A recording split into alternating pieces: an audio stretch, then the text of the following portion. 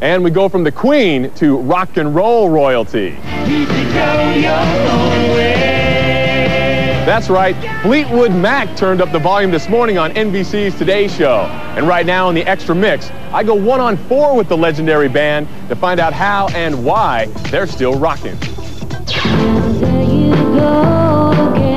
From dreams to rumors and little lies. Tell me sweet little lies. Legendary rock band Fleetwood Mac ruled the pop charts in the 70s. At the same time, struggling with drug addictions, failed romances, and internal bickering. We lived life, in a way that was really, for many years, totally out of control. That was then, and this is now. Please keep it, take your time. Seems Mick Fleetwood, Lindsey Buckingham, John McVie, and gypsy diva Stevie Nicks never stopped thinking about tomorrow. I sat down with the Rock and Roll Hall of Famers who are now back with their first studio album in 16 years, Say You Will. This is not a reunion record. This is not we're getting back together for, to do all our songs we've already done a million times and put 3 new songs on it. This is the real thing. And to be able to do the real thing 29 years later is impressive even to us. The fantastic foursome, minus the now retired Christine McVie, kicks off a new world tour this May, and it appears time really has mellowed this wild bunch. How do you appreciate it more now versus maybe back in the days when everything was just kind of flying? We remember what happened. I'm definitely... Remember what happens every day? A lot straighter than before. I'm sure we had a good time back then. I know one of us was there. Through good times and bad, fans are ready for another Mac attack.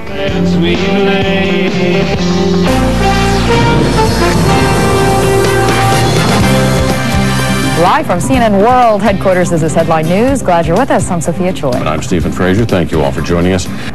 And now coming up at 7:15 Eastern tonight, I'm going to speak with legendary rockers Mick Fleetwood and Lindsey Buckingham of the iconic band Fleetwood Mac. The group has reunited for a brand new album called Say You Will. And Stephen, Sophia, I can say this, I cannot wait for that interview. Oh, it's going to be so much fun to chat with them. But it's not the entire group that got back together for this, right? Well, they're missing Christine McVie. But Stevie Nicks is back. Lindsey, they're back. Well, that was the big question, because isn't there were some hard feeling as that couple broke up, Lindsey Buckingham and Stevie Nicks? I think there was a lot of hard feeling in that band, and we're going to find out how they're doing now in just an hour. It'll be interesting to see. Okay, looking forward to it. Thanks, Alicia.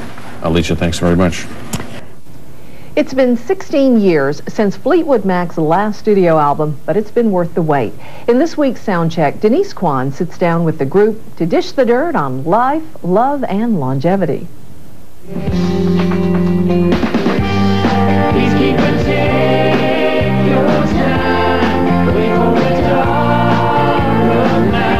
The new Fleetwood Mac CD was never meant to be a Fleetwood Mac CD. It kind of morphed into a Fleetwood Mac album. It's been kind of an epic effort. The saga began 7 years ago. Lindsey Buckingham was working on a solo project and asked his old bandmates John McVie and Mick Fleetwood to pitch in. Meanwhile, Stevie Nicks was out on a tour of her own, but soon she would receive a call from the men. I left them a CD with 17 songs on it of demos, and just have fun and pick and do any ones that you want, and I'll be back as soon as I can. The result, Say You Will, Fleetwood Mac's first studio album in 16 years with Buckingham, and its first ever without Christine McVie, who retired after the band's triumphant reunion tour in 1997. Did you try to keep her around or ask her back for this album? Sure, we called her out of respect and asked if she wanted to be a part of it. We knew that she would not, and that she has things that she's working out for herself over in England. Trickier to navigate, the still tempestuous relationship between former lovers Nicks and Buckingham. One of the reasons I left in '87 was during all that time with Stevie, being around Stevie, having broken up with her and still having to do for her all the time, it was very difficult to get closure on that. So, take this love, take it down. But personal discord often led to creative harmony. What was your reaction when you first heard the Dixie Chicks rendition of Landslide? A new audience of people would hear Fleetwood Mac. Say, well, I wonder what else those people did. So we're going to check this out. Yet some fans recently checked out on the Dixie Chicks after lead singer Natalie Maines disparaged President Bush during a London concert in March. They have a lot to give to the world, and I hope that this doesn't mess up everything for them. And although Fleetwood Mac's new single is called Peacekeeper, the band insists it isn't a political statement. We don't really want to be in the political arena. That's not what we do. When one of us wants to be political, we'll run for office. Denise Kwan, CNN, Los Angeles.